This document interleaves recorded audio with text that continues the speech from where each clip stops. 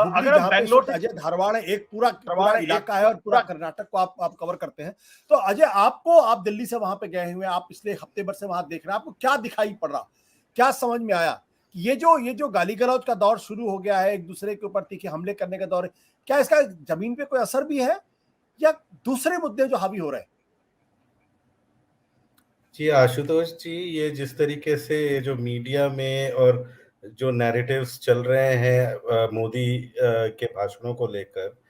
वो मुझे लगता है कि ग्राउंड में जो मोदी जी की पॉपुलैरिटी है उसको भुनाने के लिए की जा रही है, क्योंकि बीजेपी के पास ना तो अभी एक स्टेट लीडरशिप है, जो पूरी जो एंटी इनकम्बेंसी दिखाई दे रही है वो मुझे लगता है इसलिए दिखाई दे रही है क्योंकि बोम्मई जो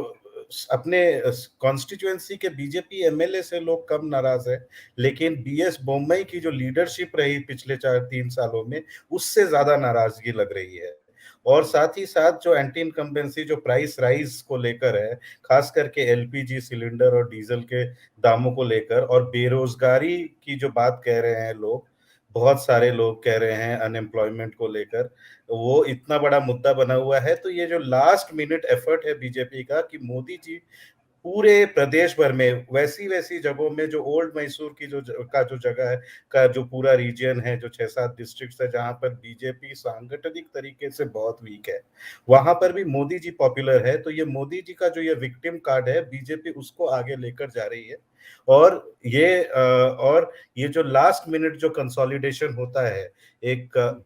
ये बात समझ ले कि बीजेपी का जो यहाँ का पूरा जो सोशल कोलिशन है वो है लिंगायत, एक नायक कम्युनिटी है जिनको यहाँ वाल्मीकि कहते हैं, जो शेड्यूल्ड ट्राइब्स में आते हैं, और एक दलितों का एक एक बड़ा हिस्सा जिनको लेफ्ट हैंड दलित कहा जाता है, और उसके और 25% जो सारे अर्बन सेंटर्स में जो हिंदुत्व का वोट बैंक है। ये चारों को मिलाकर बीजेपी हर बार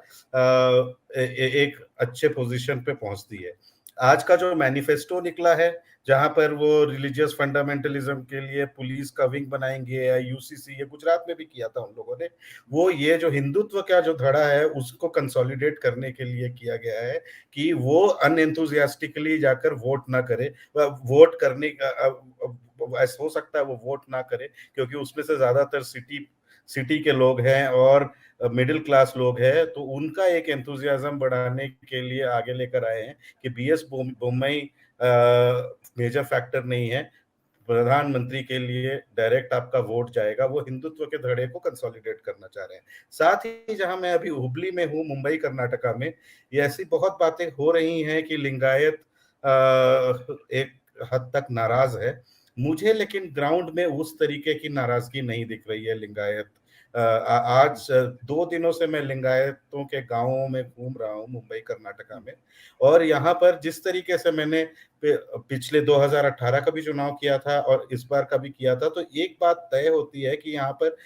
तय है कि यहाँ पे पार्टी से ज्यादा बड़ा कास्ट एंड कम्युनिटी डायनामिक्स होता है, और उस कास्ट और कम्युनिटी डायनामिक्स को जो पार्टी ज्यादा रिप्रेजेंट करके ले जाता है उनके तरफ लोग हो जाते हैं। मुंबई कर्नाटका का आप देखिए कि 50 सीटें हैं, 50 में से 39 सीटें लिंगायतों को बीजेपी ने दिया है, और इसीलिए उन कैंडिडेट्स के साथ लोग जुड़ रहे हैं और लिंगायत जुड़ रहे हैं। और हो सकता है थोड़ा बहुत 10% 20% उछल कर कांग्रेस की तरफ जाए शट्टार की वजह से या शबदी की वजह से, लेकिन एक बहुत भारी मात्रा में लिंगायत वोट शिफ्ट होता हुआ मुझे नॉर्थ कर्नाटका में नहीं दिख रहा है। साथ ही ओल्ड मैसूर का जो रीजन है, जहां पर जेडीएस और कांग्रेस का जो पूरा एक कॉन्टेस्ट हो रहा है, वहां पर जेडीएस बहुत ही अच्छे से लड़ रही है। उन्होंने 2 रैलियां की, एक वाटर रिसोर्सेज के लिए, इरिगेशन प्रोजेक्ट्स के लिए किया, जो कि पूरे कर्नाटका में पानी को लेकर एक बड़ी समस्या है, कहीं ड्रिंकिंग वाटर की समस्या है, कहीं इरिगेशन की, क्योंकि ये फार्मिंग इंटेंसिव स्टेट है, तो वहां पर पानी को लेकर किया। और फिर पंचरत्न रैली अभी एचडी कुमारस्वामी ने किया, जो कि मुद्दे, जो ग्राउंड के मुद्दे हैं उनको लेकर वहां उनको किया। तो जेडीएस भी बहुत बढ़िया लग रही है। इस पूरे में मुझे लग रहा है कि कांग्रेस जो का जो पुराना ऑर्गेनाइजेशन है वो तो लड़ रहा है, लेकिन इंक्रीमेंटल वोट जो कह रहे थे कि लिंगायत आएंगे या फिर ओल्ड मैसूर रीजन में बहुत सारी सीटें वो जेडीएस से निकाल कर अपनी तरफ ले आएगी, उस तरीके का एक मैसिव एंटी इनकम्बेंसी वेव मुझे कम से कम देखने को नहीं मिल रहा है। हो सकता है मेरा एक लैंग्वेज बैरियर है, कन्नडा में अगर मैं लोगों से बात करता तो मुझे और ज्यादा जान होती, लेकिन दो चीजें जो साफ हो रही है कि विमेन के बीच में, महिलाओं के बीच में अच्छा खासा गुस्सा है मुंबई सरकार को लेकर। एलपीजी सिलेंडर के प्राइसेस बढ़ गए जो, उसको लेकर, और डीजल कॉस्ट बढ़ गए, और 5 जो पहले 10 केजी सिद्धरमैया के टाइम पे चावल मिल रहा था वो कम होकर 5 केजी मिल रहा है। तो ये सारी चीजें कह रही हैं, हो रही है, लेकिन मतलब हर जगह में मुझे जैसे जैसे इलेक्शंस नजदीक आ रहे हैं वहां पर उसी तरीके से कास्ट एंड कम्युनिटी डायनामिक्स जो बीजेपी का नॉर्थ कर्नाटका में बीजेपी का जो सोशल कोलिशन है वो ज्यादा स्ट्रांग दिख रहा है मुझे।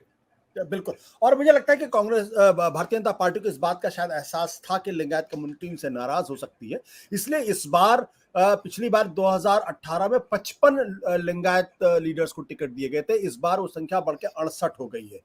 तो जो बात अजय जी कह रहे हैं, मतलब उस चीज को न्यूट्रलाइज करने की कोशिश जरूर हुई है।